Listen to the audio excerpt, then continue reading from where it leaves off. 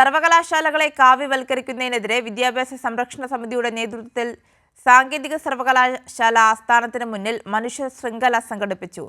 സമരം രണ്ടാം ഘട്ടത്തിലേക്ക് കടക്കുകയാണെന്ന് നേതാക്കൾ പറഞ്ഞു. സർവകലാശാലകളെ കാവ്യവൽക്കരിക്കുന്നതിനെതിരെയും സാങ്കേതിക സർവകലാശാലയിലെ നിയമവിരുദ്ധ താൽക്കാലിക VC നിയമനത്തിനെതിരെയുമാണ് സർവകലാശാല സംരക്ഷണ ശൃംഖല സംഘടിപ്പിച്ചത്. ശ്രീകാര്യത്തെ സാങ്കേതിക സർവകലാശാല ആസ്ഥാനത്തിന് മുന്നിൽ സർവകലാശാല സംരക്ഷണ സമിതിയുടെ നേതൃത്വത്തിൽ നിരവധി പേർ അണിനിരന്നു.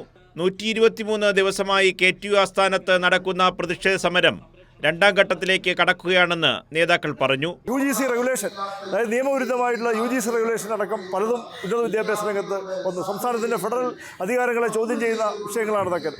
സംസ്ഥാനം തന്നെ അത് ഒരു ദക്ഷിണേന്ത്യയിലെ സംസ്ഥാനങ്ങളിലെ മന്ത്രിമാർ തിരുവനന്തപുരത്ത് സമ്മേളിച്ചുകൊണ്ട് അതിനെതിരെയുള്ള പ്രമേയമൊക്കെ പാസ്സാക്കിയ കാര്യങ്ങൾ നിങ്ങൾക്ക് ഏവർക്കും അറിയാവുന്നതാണ്. അപ്പോൾ അതുകൊണ്ട് തന്നെ ഉന്നത വിദ്യാഭ്യാസ രംഗത്ത് ഈ കൊണ്ടുവന്നിരിക്കുന്ന ഈ നയങ്ങൾക്കെതിരെ ഉള്ള വലിയ പോരാട്ടങ്ങൾക്ക് കേരളം അതിന് രൂപം കൊടുക്കുക എന്നുള്ളതാണ് കേരളീയ വിദ്യാഭ്യാസ സമിതിയുടെ കർത്തവ്യം. അടുത്ത ഘട്ടമായി രാജ്ഭവൻ മാർച്ച് ഉൾപ്പെടെയുള്ള സമരങ്ങൾ ബഹുജന പങ്കാളിത്തത്തോടെ നടത്താനാണ് വിദ്യാഭ്യാസ സംരക്ഷണ സമിതിയുടെ തീരുമാനം.